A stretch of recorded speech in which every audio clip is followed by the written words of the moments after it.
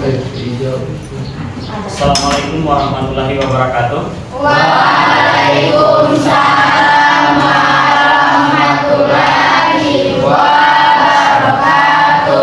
Bagaimana kabar adik-adik semua? Alhamdulillah luar biasa. Allahu Akbar. Alhamdulillah ya. Ya. Oke, sebelum kita memulai pelajaran, langkah baiknya kita berdoa dulu. Ya. Ketua kelas mana? Bisa pimpin? Atau kalian? Duduk siap. Sebelum belajar mari kita berdoa. Berdoa dimulai. Berdoa selesai.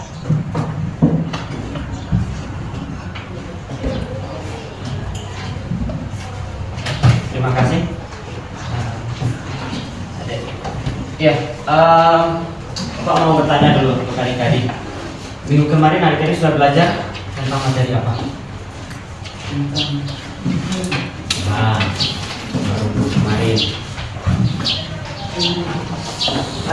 tentang sel. Ya, pada kesempatan kali ini kita akan belajar tentang sistem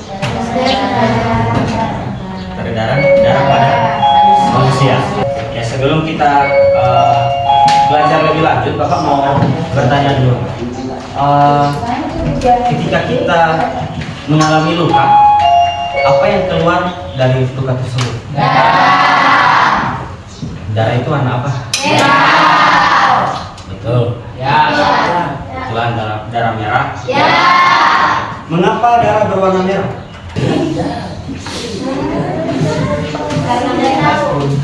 Tidak tahu. Oke, jadi perhatikan ya sini. Kenapa darah berwarna merah? Karena ada protein yang disebut hemoglobin di dalam sel darah manusia. Ya. Protein hemoglobin ini mempunyai zat besi. Nah, zat besi ini yang nanti mengikat oksigen, dan ketika terikat oksigen, darah mulai berwarna merah terang. Ya. Jadi mengapa darah berwarna merah? Karena ada protein Hemoglobin. Oke, Bapak rasa cukup itu. Selanjutnya mungkin di slide selanjutnya Bapak akan memperlihatkan sebuah gambar. Nanti Bapak akan tanya sama adik-adik apa yang terjadi pada gambar itu. Oke. Iya. Tapi sebelum memperlihatkan gambar itu, Bapak mau membuat kesepakatan dulu untuk adik-adik ya, biar pembelajaran kita lebih baik dalam kelas. Jadi Bapak harap adik-adik untuk kedepannya lagi, tadi sudah bagus, untuk kedepannya lagi untuk masuk kelas tepat waktu ya. Terus ada mendengarkan penjelasan guru, jangan main-main, oke? Kelas tetap bersih dan rapi. Terus apalagi itu? Misalkan ada yang mau berjawab, jawabannya itu harus yang sopan-sopan, jangan banyak bermain ya. Oke. Terus saling membantu. Kalau misalkan ada teman-teman di kelas yang begini, oke? Terus mengingatkan teman jika melakukan kesalahan. Begitu. Kalau misalkan begini, ada teman di samping begitu kurang fokus, perhatikan di depan, begitu saling mengingatkan ya. Oke. Nah, ini gambarnya yang Bapak maksud. Bapak mau tanya dulu, pada gambar ini apa yang adik-adik sudah lihat? Kecelakaan? Ya. Selain itu ada lagi? Selain kecelakaan apa lagi yang adik-adik lihat?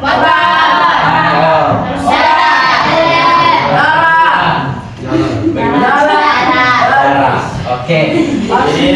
Jadi sudah cukup. Saya rasa betul sekali yang dikatakan adik-adik. Jadi pada gambar ini memperlihatkan sebuah kejadian kecelakaan ya, yang mengakibatkan pengendaranya itu luka-luka, terus ada mengeluarkan darah. Betul. Nah, pertanyaannya, apakah darah ini bisa berhenti keluar?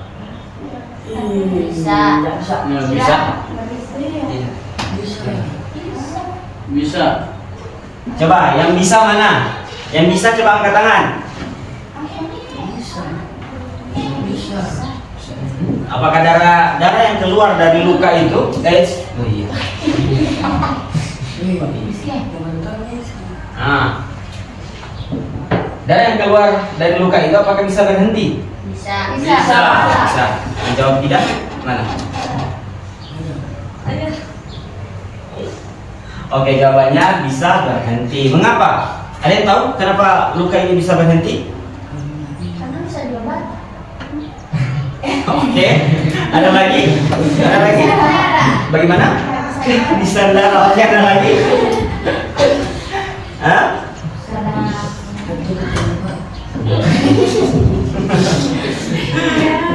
Oke, jadi begini adik-adik. Jadi ini pentingnya kita belajar hari ini supaya adik-adik tahu, ya kan?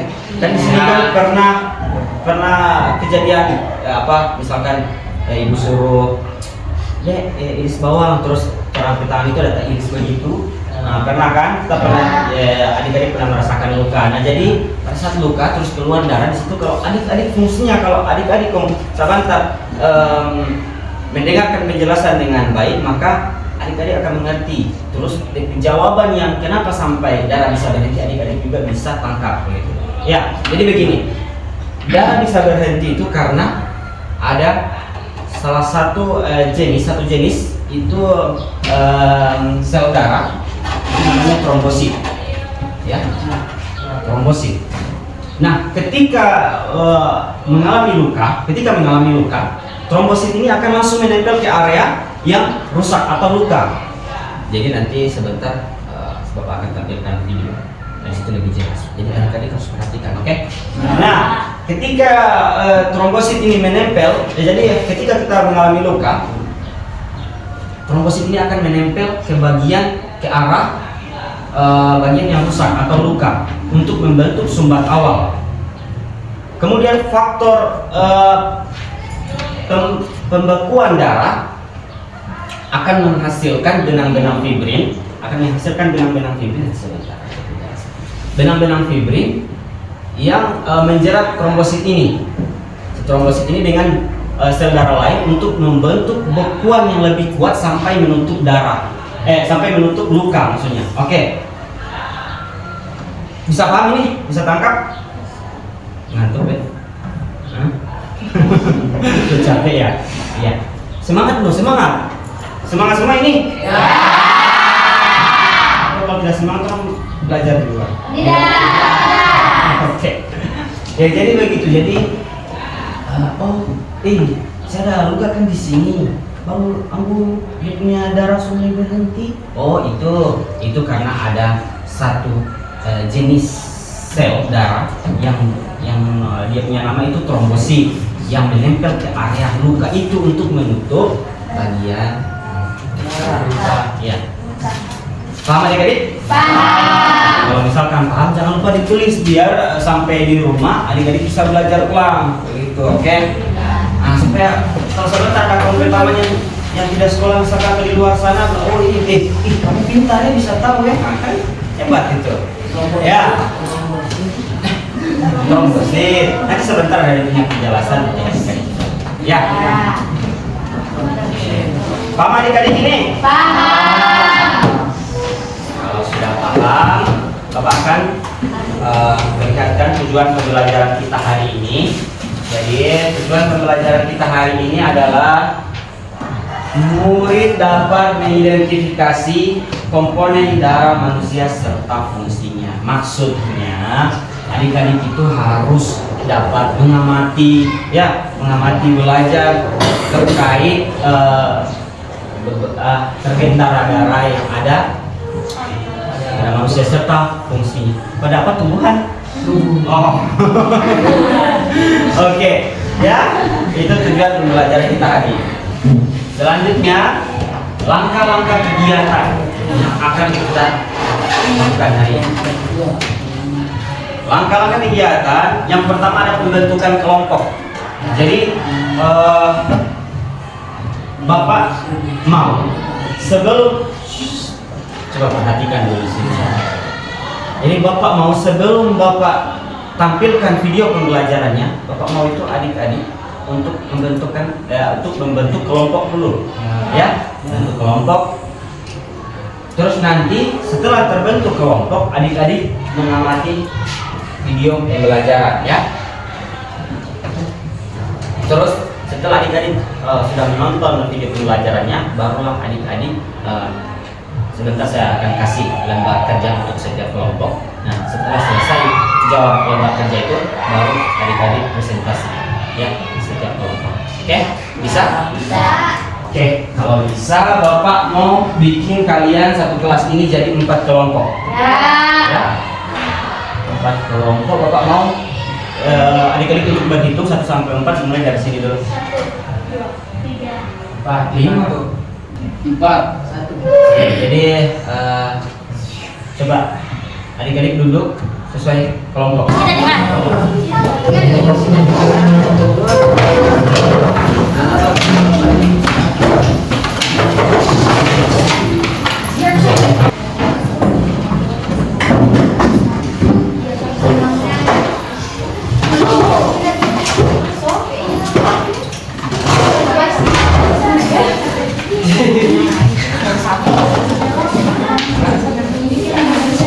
Oke, sudah duduk masing-masing kelompok ini? Oke, kalau sudah, selanjutnya Bapak mau membagikan lembar kerja untuk adik-adik, ya. Jadi nanti kalau Bapak sudah membagikan lembar kerjanya, selanjutnya Bapak akan memperlihatkan video pembelajaran. Jadi adik-adik perhatikan, ya, video pembelajarannya, terus nanti dilihat juga lembar kerjanya, ya.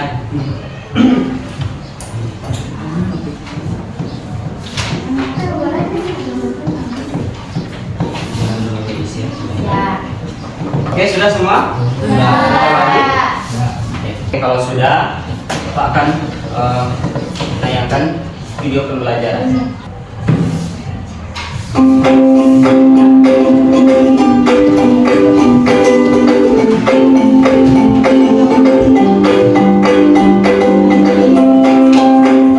Perkenalkan, namaku Ruby, si darah merah yang selalu ceria. Aku akan membawa kamu menjelajahi sungai kehidupan tempat tinggalku. Apa sih sungai kehidupan itu? Kalau penasaran, Dapat ingat semua ini? memiliki tugasnya masing-masing. Tapi, jika jumlah sel darah putih menjadi lebih banyak dan ganas, itu akan menyebabkan penyakit yang bernama leukemia. Nah, ini untuk adik-adik hati-hati dengan penyakit ini. Apalagi yang suka-suka jaga tidur kalau sudah jam 5 sore begitu, awas hati-hati itu. Ada yang di sini suka-suka tidur jam 5 sore? Ya.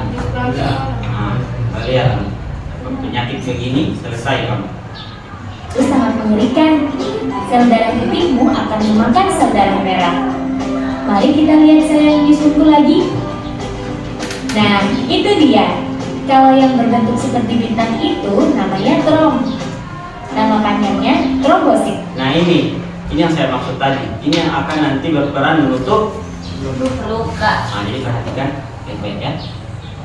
Atau pupil darah. Ada berapa jenis sel darah tadi yang adik-adik sudah nonton? 2, Berapa? Kalau ada berapa jenis? 3, Ya. Yang pertama apa? plasma darah,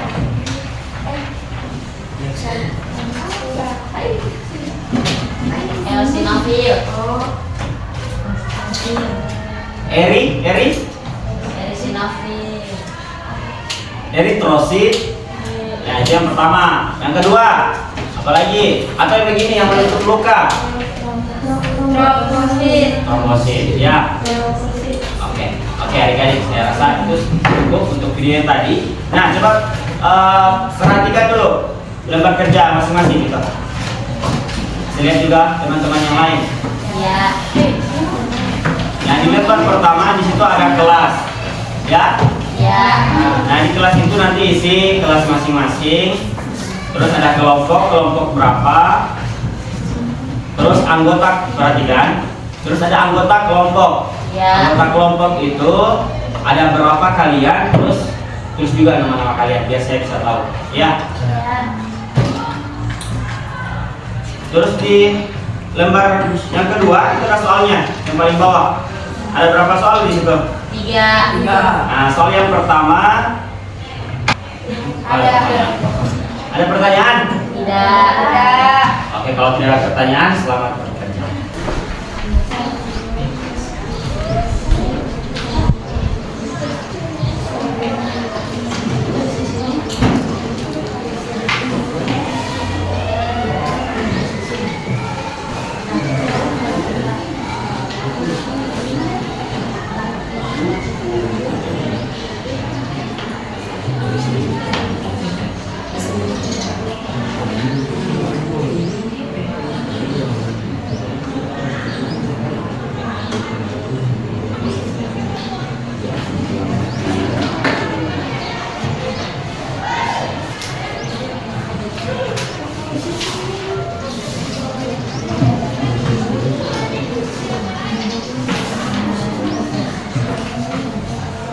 Sudah cukup ya?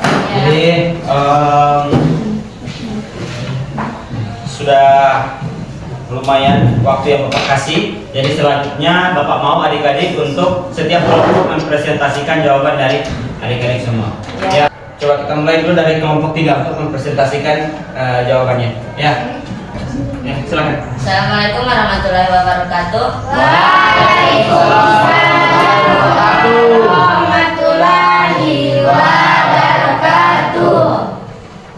Kami dari kelompok 3 akan mempresentasikan hasil kerja kami. Pertanyaan 1. Menurutmu perlukah cairan darah bagi tubuh? Uraikan pendapatmu. Jawab. Ya, darah perlu bagi tubuh. Tanpa darah atau dengan fungsi darah terganggu, tubuh tidak dapat berfungsi dengan baik. Kekurangan darah atau gangguan fungsi dapat menyebabkan masalah kesehatan. Salah satunya yaitu anemia. Anemia dapat mengganggu bagi kesehatan manusia. Anemia dapat membuat tubuh kita lemah, letih, lesu, dan kelelahan.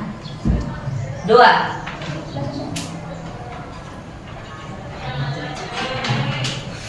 Sel darah dibagi menjadi 3 jenis. Uraikan perbedaan dari ketiga sel darah tersebut.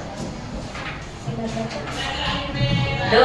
Sel darah merah, eritrosit. Sel darah merah bertanggung jawab untuk mengangkat oksigen dari paru-paru ke jaringan tubuh Sel darah putih, leukosit. Sel darah putih berperan dalam sistem kekebalan tubuh untuk melawan infeksi dan penyakit. Keping darah, trombosit. Keping darah berperan dalam proses pembekuan darah ketika terjadi cedera atau luka. Mereka membantu membentuk bekuan darah untuk menghentikan peredaran darah dan memulihkan jaringan yang rusak. 3. Lengkapilah proses penutupan luka tersebut. Luka ke trombosit pecah. Jika manusia kecelakaan maka akan luka. Maka trombosit akan bekerja. Trombosit tersebut akan pecah. Trombosit pecah mengeluarkan zat-zat yang memicu proses pembekuan darah. Zat-zat tersebut menuju ke protrombin. Protrombin adalah protein yang berperan penting dalam proses pembekuan darah. Protrombin tersebut diproduksi oleh hati dan memerlukan vitamin K. Protrombin tersebut menuju ke trombin. Trombin menuju ke fibrinogen. Fibrinogen menuju ke benang fibrin pembekuan darah. Setelah itu luka tertutup. Demikian presentasi dari kelompok 3. Wabillahi taufiq wal hidayah. Wassalamualaikum warahmatullahi wabarakatuh.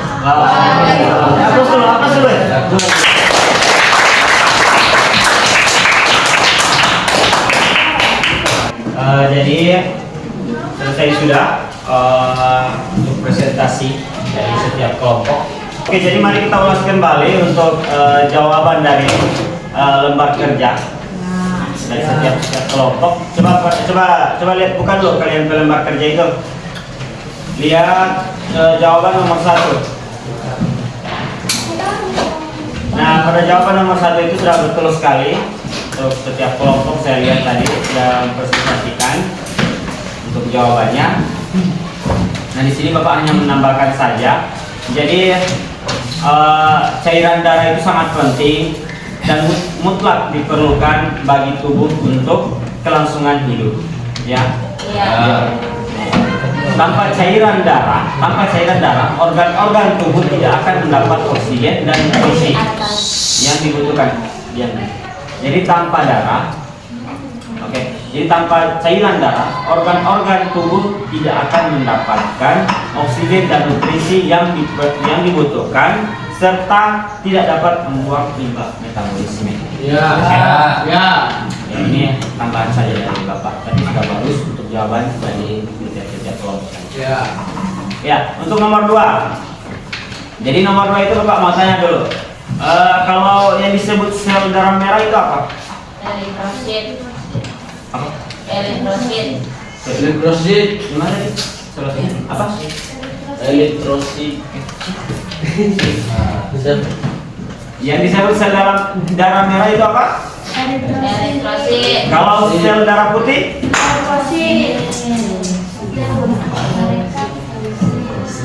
Sel Keping. Kalau yang disebut sel darah putih itu apa? Leukosit. Ya. Eritrosit. Kalau keping darah? Trombosit. Kalau eritrosit fungsinya apa? Kalau eritrosit? Bertanggung jawab untuk mengangkut oksigen dari paru-paru ke jaringan tubuh. Oke. Ada yang lain? Yang mau jawab? Sama Pak Guru. Iya. Jawab saja. Dia sama. Tidak ada. Kalau fungsi dari leukosit? Sel darah putih berperan dalam sistem kekebalan tubuh untuk melawan infeksi dan penyakit. Oke. Kalau trombosit? Kalau trombosit fungsinya apa? Membantu proses pembekuan darah. Oke. Nah, bagus. Selanjutnya coba lihat nomor 3. Jadi dengan dulu di sini untuk memperjelas ya. Jadi di sini ketika kita terluka dan berdarah, ketika kita mengalami luka, trombosit akan pecah dan mengeluarkan yang A itu enzim trombokinase di situ yang A itu. Ya. Jadi ketika trombosit pecah mengeluarkan enzim atau trombokinase, ya.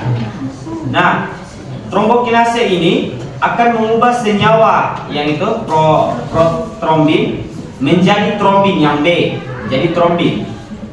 Ya. Dengan bantuan apa? Dengan bantuan Ca+ atau kalsium dengan vitamin K. Trombin akan mengubah protein fibrinogen yang C, yang C itu yang ada di dalam plasma darah menjadi benang-benang fibrin. Nah, benang-benang fibrin inilah yang akan menyumbat luka sehingga darah drendik keluar. Ya. Jadi sebelum kita mengakhiri pembelajaran kita hari ini, Bapak mau kasih soal tes evaluasi dari setiap tidak dari setiap kelompok per orang, ya. Jadi sediakan kertas buku kalian, robek satu kertas yang nanti akan saya minta untuk jawaban adik-adik saya meminta. Ya. Kalau sudah, jadi dengan ini yang Bapak akan baca soalnya 3 nomor saja. Ya. Jadi untuk waktu pengerjaannya Bapak kasih cuma 5 menit. Oke, sudah semua ya? Oke, selanjutnya Bapak kasih waktu 10 menit dari sekarang untuk menjawab. Silakan kerja. Terima kasih yang sudah menjawab tes evaluasinya. Terima kasih banyak. Oke, jadi perhatikan di sini. Jadi sebelum itu Bapak mau merefleksi kembali. Bapak mau tanya untuk adik-adik tentang pelajaran kita hari ini. Apa saja yang kalian pelajari tentang hari ini?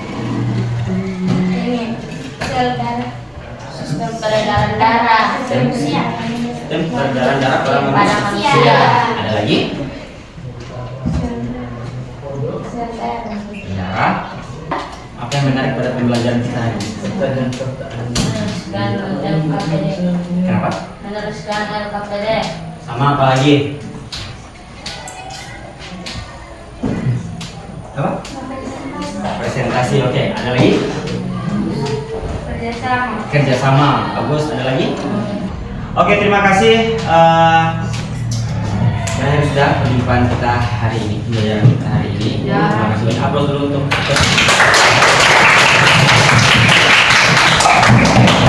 Oke.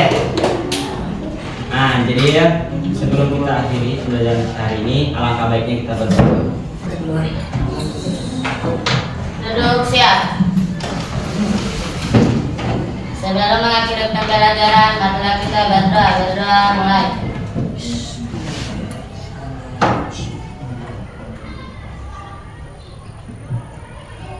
Berdoa selesai.